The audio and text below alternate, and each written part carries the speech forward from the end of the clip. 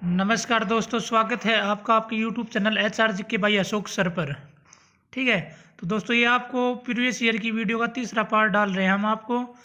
तो इनको अच्छे से नोट किया करो क्वेश्चनों को, जो आपको ऐसा लगे कि ये क्वेश्चन कभी पढ़ा नहीं हुआ है, क्योंकि आने वाले एग्जामों में इनमें से क्वेश्चन रिपीट होंगे और आपको बहुत हेल्प मिलेगी। तो आज का क्वेश्चन पहला शुरू करते हैं। क्वेश्चन नंबर 2 है, देखो। हरियाणा का यह बांध गुरुत्व बांध के नाम से भी जाना जाता है, यानी कि हरियाणा के किस बांध को गुरुत्व बांध के नाम से जाना जाता है? तो इसका राइट आंसर होगा बी, अनंगपुर बांध। और अनंगपुर बांध कहाँ पर है? ये फरीदाबाद में है। अनंगपुर बांध किस नदी पर है? यमुना नदी पर है। अनंगपुर बांध का निर्माण कौन सी सदी में किया गया? तो अनंगपुर बांध का निर्माण 8वीं शताब्दी में तोमर वंश के शासकों ने करवाया था। ठीक है, और ये हरियाणा का एकमात्र हाइड्रोलिक बांध है, यानी कि इसमें गुरुत्वाकर्षण बल है। ये इंपॉर्टेंट है, ये बांध भाई एग्जाम में बार बार रिपीट होता है। मैंने इस बांध से रिलेटेड जो भी क्वेश्चन बनता है सारे क्वेश्चन करवा दिया कि अगर इस बांध का कोई भी क्वेश्चन आएगा तो इन्हीं में से रिपीट होगा। देखो, ए ऑप्शन में दे रखा है हथनी कुंड। हथनी कुंड यमुना नगर में यमुना नदी पर है। सनीत सरोवर, सनीत सरोवर है कुरुक्षेत्र में। सनीत सरोवर को 7 नदियों का संगम स्थल कहा जाता है और भगवान विष्णु का स्थायी निवास स्थान कहा जाता है। और सनीत सरोवर में स्नान करने से दुखी और भटकती हुई आत्माओं से शांति मिलती है। डी ऑप्शन में है बडखल। बडखल है फरीदाबाद में। ये क्वेश्चन भी बहुत रिपीट होता है कि बडखल झील हरियाणा में कहाँ पर है? तो बडखल झील फरीदाबाद में है। और इस झील का निर्माण पूछता है कब किया गया था? इस झील का निर्माण 1947 में किया गया था। Next question, question number 6। वर्तमान में हरियाणा राज्य सहकारी एपेक्स बैंक हरको के अध्यक्ष कौन है? तो इसका राइट आंसर होगा ए, अरविंद यादव। ठीक है भैया, हरको बैंक का चेयरमैन या अध्यक्ष कौन है? Arvind Yadav. Next question, question number 8। Tarain का दूसरा युद्ध खालिस्तान में लड़ा गया, तो इसका राइट आंसर होगा बी, 1192 में लड़ा गया था तराइन का दूसरा युद्ध। ठीक है, देखो तराइन के 3 युद्ध हुए थे। 3 युद्ध इंपॉर्टेंट है। वैसे एग्जाम में तो 2 युद्ध ही पूछे जाते हैं, पहले और दूसरा, लेकिन आप तीसरा भी युद्ध याद रखना, पता नहीं HSC का कुछ ही पूछ सकती है एग्जाम में। तो तराइन का पहला युद्ध हुआ था 1191 में। पृथ्वीराज चौहान तृतीय और मोहम्मद गौरी के बीच में हुआ था। और इस युद्ध में पृथ्वीराज चौहान तृतीय की जीत हुई थी। और इस युद्ध में जयचंद ने पृथ्वीराज चौहान का साथ दिया था पहले युद्ध में। तराइन का दूसरा युद्ध हुआ था 1192 में। पृथ्वीराज चौहान तृतीय और मोहम्मद गौरी के बीच में हुआ था। इस युद्ध में मोहम्मद गौरी की जीत हुई थी और जयचंद ने मोहम्मद गौरी का साथ दिया था। तराइन का तीसरा युद्ध हुआ था 1215 में। इल्तुतमिश और यूसुफ यालदोज के बीच में हुआ था। इस युद्ध में इल्तुतमिश की जीत हुई थी। तराइन के और भी क्वेश्चन बनते हैं कि हरियाणा में सबसे ज़्यादा बासमती चावल कहाँ पर होता है? तराइन, तरावड़ी या करनाल में होता है। देखो, तराइन का सबसे पुराना नाम था आजमाबाद। यहाँ पर औरंगजेब के पुत्र आजम का जन्म हुआ था, जिस कारण इसका नाम क्या पड़ा? आजमाबाद पड़ा था। अब ये तरावड़ी के नाम से जाना जाता है। और यहाँ से एक क्रिकेट का खिलाड़ी है नवदीप सिंह सैनी। ठीक है, कौन है? नवदीप सिंह सैनी, जिसको करनाल एक्सप्रेस के नाम से भी जाना जाता है। फास्ट बॉलर है, इंडिया क्रिकेट टीम में खेलता है वो। ठीक है, नेक्स्ट क्वेश्चन, क्वेश्चन नंबर 12 या 12। किस तिथि को भारत सरकार ने न्यायमूर्ति जेसी शाह की अध्यक्षता में शाह आयोग पंजाब और हरियाणा की सीमाएं निर्धारित करने के लिए बनाया था? यानी कि वैसी सीधी सी बात है, इसमें यह पूछा है कि जेसी शाह आयोग कब बना था। ये थोड़ी कन्फ्यूजन करने के लिए लैंग्वेज घुमा देते हैं। तो जेसी शाह आयोग बना था 23 अप्रैल 1966 में। जेसी शाह आयोग में कितने सदस्य थे? तो जेसी शाह आयोग में 3 सदस्य थे। जेसी शाह आयोग का अध्यक्ष कौन था? तो नाम से पता चल रहा है जेसी शाह था। जेसी शाह आयोग में 3 सदस्य थे, एक तो जेसी शाह, एक MM फिलिप और एक S दत्त। इस आयोग की एक कंडीशन थी, अगर एक व्यक्ति किसी कार्य को मना कर देगा तो वो कार्य पूरा नहीं होगा। तो S दत्त ने चंडीगढ़ और पंजाब की खरड़ तहसील को हरियाणा में मिलाने से इनकार कर दिया था, जिस कारण एस दत्त को हरियाणा का दुश्मन कहा जाता है। देखो, जस्टिस आयोग ने जब अपनी सिफारिश की थी तो इसकी सिफारिश से हरियाणा में 5 जिले बनाने की घोषणा की थी। फिर केंद्र सरकार ने 1 नवंबर 1966 को 2 जिले और बना दिए। इसी कारण हरियाणा गठन के समय 7 जिले थे। 2 जिले कौन से बनाए? अंबाला और जिंद। किसने? केंद्र सरकार ने, जस्टिस आयोग की रिपोर्ट में नहीं थे। एक क्वेश्चन और आ जाता है इसका कि जस्टिस आयोग ने अपनी रिपोर्ट हुकम सिंह समिति को कब सौंपी थी? तो जस्टिस आयोग ने 31 मई 1966 में अपनी रिपोर्ट हुकम सिंह समिति को सौंपी थी। अब जस्टिस आयोग का कोई भी क्वेश्चन आएगा एग्जाम में तो इनसे बाहर नहीं आएगा भाई, ठीक है, तो इनको नोट कर लेना। नेक्स्ट क्वेश्चन, क्वेश्चन नंबर 16 है भाई। देखो, सच्चर फॉर्मूला के अनुसार निम्नलिखित में से हरियाणा के कौन से जिले हिंदी क्षेत्र के अंतर्गत आते हैं? तो इसमें गुड़गांव भी आता है, हिसार भी आता है, रोहतक भी आता है, तो राइट आंसर होगा ये सभी, ठीक है। क्वेश्चन ये भी पूछा जाता है सच्चर फॉर्मूला कब लागू हुआ था? तो सच्चर फॉर्मूला 1 अक्टूबर 1949 में लागू हुआ था। सच्चर फॉर्मूला किसने लागू किया? भीमसेन सच्चर ने। भीमसेन सच्चर कौन था? ये उस समय पंजाब का मुख्यमंत्री था। भीमसेन सच्चर अपने नाम से लागू किया था सच्चर फॉर्मूला। सच्चर फॉर्मूला किसके लिए लागू किया गया था? तो सच्चर फॉर्मूला 2 भाषाओं के लिए लागू किया गया था। कौन कौन सी? हिंदी और पंजाबी। कौन सी 2 भाषा थी भाई? एक हिंदी और एक दूसरी पंजाबी। ये भी आपको पता होना चाहिए। हिंदी की लिपि कैसी है भाई? देवनागरी, और पंजाबी की गुरुमुखी। अब 2021 के एग्जाम में ये भी पूछ लिया गया था कि हरियाणवी की लिपि कैसी है? तो हरियाणवी की लिपि कैसी है भाई? देवनागरी। क्वेश्चन नंबर 21, इस नगर को हरियाणा की राजनीतिक राजधानी कहा जाता है? तो इसका राइट आंसर होगा डी, रोहतक। रोहतक को हरियाणा की राजनीतिक राजधानी कहा जाता है। अगर एग्जाम में आ जाए कि भाई हरियाणा की राजधानी किसे कहा जाता है? तो चंडीगढ़। हरियाणा की आर्थिक और वित्तीय राजधानी किसको कहा जाता है? तो हरियाणा की आर्थिक और वित्तीय राजधानी गुरुग्राम को कहा जाता है। हरियाणा की दूसरी आर्थिक और वित्तीय राजधानी पंचकुला को कहा जाता है। बांगर की राजधानी उचाना को कहा जाता है। उचाना कहाँ पर है? जिंद में है, जहाँ से दुष्यंत चौटाला विधायक है। और हरियाणा की सांस्कृतिक राजधानी कुरुक्षेत्र को कहा जाता है। और अहीरवाल की राजधानी रेवाड़ी को कहा जाता है। तो ये क्वेश्चन और आप अच्छे से याद रखना, एग्जाम में क्या पता इनमें से कोई पूछ सकता है आने वाले एग्जाम में। तो जो भी इनके क्वेश्चन बनते हैं तो वो भी मैं आपको सोल्व करवा रहा हूँ, आने वाले एग्जाम के लिए बहुत हेल्प मिलेगी। तो आप इनको अच्छे से नोट किया करो और वीडियो को शेयर में सब्सक्राइब किया करो, ठीक है, क्योंकि आप जितना शेयर और सब्सक्राइब करोगे उतनी बेस्ट वीडियो देने की कोशिश रहेगी। क्वेश्चन नंबर 25, यह नदी घग्गर की सहायक नदी है? तो इसका राइट आंसर होगा कौशल्या। कौशल्या किसकी सहायक नदी है? घग्गर की है भाई, अच्छे से नोट कर लेना। ये भी पूछ सकता है घग्गर नदी का उद्गम कहाँ से होता है? तो घग्गर नदी का उद्गम 1927 मीटर की ऊंचाई से हिमाचल प्रदेश में डागसाई की पहाड़ी से होता है। घग्गर नदी कालका पंचकुला से हरियाणा में प्रवेश करती है।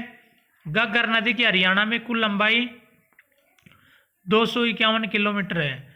नेक्स्ट क्वेश्चन 29, सुल्तानपुर राष्ट्रीय पार्क हरियाणा के खालिस्तान जिले में स्थित है? तो इसका राइट आंसर होगा बी, गुरुग्राम। ठीक है भाई, कहाँ पर है ये? गुरुग्राम में है सुल्तानपुर, ठीक है भाई। गुरुग्राम में प्रॉपर जगह पूछे तो फर्रुख नगर के अंदर है ये, और फर्रुख नगर के अंदर ही देश का पहला ग्रेन एटीएम खुला है। ग्रेन एटीएम क्या होता है भाई? इसमें जैसे जिनका बीपीएल कार्ड है, जिनको राशन मिलता है, तो इससे पैसा नहीं आता है, राशन आता है। प्रति व्यक्ति 5 किलो राशन निकलता है यहाँ से, यानी कि गेहूँ चावल ये आते हैं भाई इससे, एटीएम से। और हरियाणा में कितने राष्ट्रीय उद्यान है? तो 2 हैं, सुल्तानपुर और कलेसर। और सुल्तानपुर को राष्ट्रीय उद्यान का दर्जा कब दिया गया था? तो 1991 में। कई बुकों में 1989 मिलेगा, वो नहीं होगा। अगर 1991 में ऑप्शन में ना, तो 1991 में सही आंसर होगा। 91 नहीं है तो फिर 1989 कर सकते हो आप। कुनाल और बनावली के प्राचीन स्थल खालिस्तान नदी के किनारे स्थित हैं। तो इनका राइट आंसर होगा सरस्वती। कुणाल कहाँ पर है? फतेहाबाद में है। बनावली कहाँ पर है? बनावली भी फतेहाबाद में है। ये भी अच्छे से याद रखना भाई, ठीक है।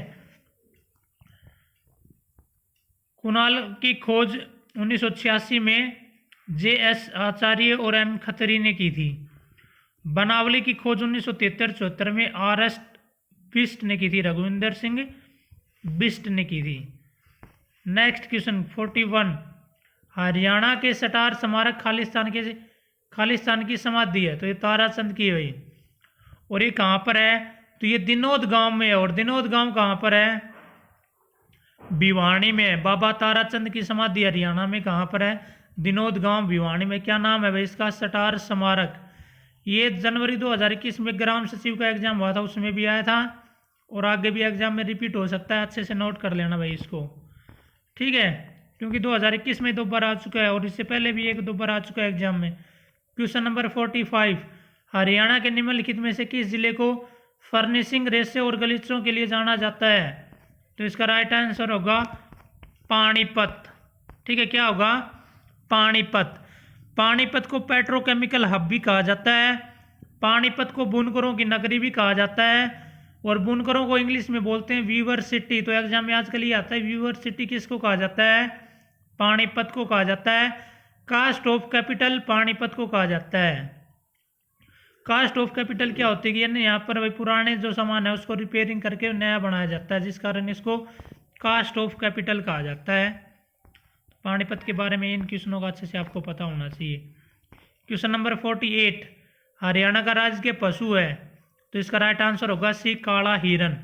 काला हिरन ऑप्शन में नहीं मिले तो आप राइट आंसर कर देना ब्लैक बक। ब्लैक बक भी नहीं मिले तो इनका साइंटिफिक नाम पूछ लेगा एंटीलोप सर्विकापरा। ऐसे ही एग्जाम में आ जाए कि भी हरियाणा का राजकीय पक्षी क्या है, तो काला तितर। काला तितर नहीं मिले तो ब्लैक फ्रैंकोलिन। राजकीय खेल क्या है? कुश्ती। कुश्ती ऑप्शन में ना हो तो रेसलिंग। ऐसे पूछ ले राजकीय पेड़ क्या है, तो हरियाणा का राजकीय पेड़ या वृक्ष पिप्पल है। अगर पिप्पल ऑप्शन में ना हो तो, क्योंकि ये एग्जाम में पिप्पल का साइंटिफिक नेम पूछा गया था फीमेल कांस्टेबल में, तो आगे भी रिपीट हो सकता है। तो आप कमेंट्स बॉक्स में कमेंट्स करके बताना कि इसका साइंटिफिक नेम पिप्पल का क्या है। अगर आप नहीं बताओगे तो अगली वीडियो में मैं बता दूंगा आपको, ठीक है भाई। 51, इस वन्य अभ्यारण्य को सियोनसार वन भी कहा जाता है, तो इसका राइट आंसर होगा सरस्वती बी। सरस्वती वन्यजीव अभ्यारण्य कहाँ पर है भाई? तो कैथल में है। हरियाणा में कुल कितने वन्यजीव अभ्यारण्य है? तो हरियाणा में कुल 8 वन्यजीव अभ्यारण्य है, ठीक है। नाहर, देखो ए ऑप्शन में है नाहर, तो नाहर वन्यजीव अभ्यारण्य कहाँ पर है? नाहर है भाई रेवाड़ी में। सी ऑप्शन में भिंडावास। भिंडावास वन्यजीव अभ्यारण्य कहाँ पर है? झज्जर में है। डी ऑप्शन में है छिलछिला। छिलछिला वन्यजीव अभ्यारण्य कहाँ पर है? कुरुक्षेत्र में। क्वेश्चन नंबर 54, महात्मा गांधी राष्ट्रीय ग्रामीण रोजगार गारंटी मनरेगा अधिनियम 2005 ग्रामीण लोगों को कुल खालिस्तान का वेतन रोजगार सुनिश्चित करता है, तो इसका राइट आंसर होगा 100 दिन। यानी कि मनरेगा के तहत हरियाणा में साल में कितने दिन काम दिया जाता है? 100 दिन। और भाई इसके क्या क्या क्वेश्चन बनते हैं वो भी आपको मैं बता देता हूं। देखो पहले इसका नाम था नरेगा, तो नरेगा की शुरुआत कब हुई थी? नरेगा की शुरुआत हुई थी 2 फरवरी 2006 में। हरियाणा के कितने जिलों में हुई थी? 2 में, सिरसा और महेंद्रगढ़ में। नरेगा की शुरुआत पूरे हरियाणा में कब हुई थी? 1 अप्रैल 2008 में। नरेगा का नाम बदलकर मनरेगा कब किया गया? तो नरेगा का नाम बदलकर मनरेगा 2 अक्टूबर 2009 में किया गया था। 2 अक्टूबर 2009 में नरेगा का नाम बदलकर मनरेगा कर दिया गया था, तो ये अच्छे से याद रखना। और हरियाणा देश का पहला राज्य है जो मनरेगा में सबसे ज़्यादा दैनिक दिहाड़ी देता है। कितनी देता है भाई? 309 रुपये की दैनिक दिहाड़ी देता है। ये डाटा भी पता होना चाहिए आपको, ठीक है। अब नरेगा के जो भी क्वेश्चन बनते हैं सारे बता दिए मैंने। देखो ये थोड़ी लैंग्वेज घुमा देगा कि नरेगा की स्थापना किस अधिनियम के तहत हुई थी, इसमें तो दे रखा है 2005 करना, 6 मत कर देना। अधिनियम 2005 और शुरुआत कब हुई थी? 2006 में। कितने जिलों में हुई थी? 2 जिलों में। Question number 56। हरियाणा का निम्नलिखित में से कौन सा जिला मध्यम घने वन के अंतर्गत अधिकतम क्षेत्रफल रखता है? तो इसका राइट आंसर होगा ए, पंचकुला। यानी कि हरियाणा में सबसे ज्यादा वन किस जिले में है? पंचकुला में है। हरियाणा वन विकास निगम की स्थापना कब हुई थी? 7 दिसंबर 1989 में हुई थी। मुख्यालय कहाँ पर है? पंचकुला में है। हरियाणा वन विकास निगम का चेयरमैन कौन है? धर्मपाल गोंदर है। धर्मपाल गोंदर कहाँ से विधायक है? नीलोखेड़ी। नीलोखेड़ी कहाँ पर है? करनाल। करनाल जिले की विधानसभा की आरक्षित सीट है। और हरियाणा का वन मंत्री कौन है? तो हरियाणा का वन मंत्री कंवरपाल गुर्जर है भाई।